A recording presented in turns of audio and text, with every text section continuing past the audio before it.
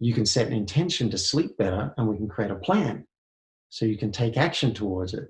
So does that make sense? You've got two different schools of thought and you can ping pong between them based on what's most appropriate at the time. Yeah, it makes sense to me, especially with the part of just surrendering to, like, I guess in a way, divine guidance and what the higher power has in store for you. Because I mean, it's like you sometimes like you push so hard with so much force that you end up missing your target. That sometimes you may just lose the target, but on another day when you forget about it for a couple days, it's like, all right, it just comes back to you in another better way. Mm, yeah, hearing that has me think that, sometimes, so for listeners listening to this, just consider which camp are you in.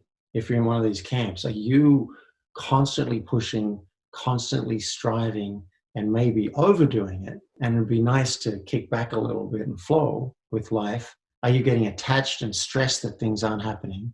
Or are you in the other camp? Are you floating along and not being as intentional as you would like? And your life could use some goal setting and some direction. Ah, that's true.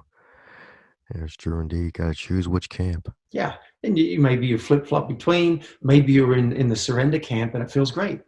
You don't need to change anything. Maybe you're in the go getter camp and that feels great. You don't need to change anything. But just consider, could you use more of one or the other and then go in that direction? There you go. There you go. And with that, it could be kind of interesting too, because with that, I guess there's maybe a way to straddle the fence on that one, but not really. What do you mean?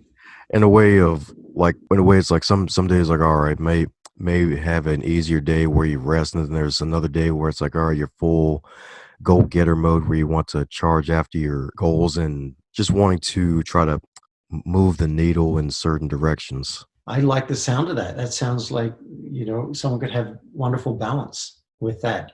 Take a couple of days off and just totally relax and go with the flow, and then have some days where you're cranking it, or as Gary Vaynerchuk would say, crushing it. I like that, moving back and forth between the two. Oh yeah, that's right. Almost like that yin yang symbol.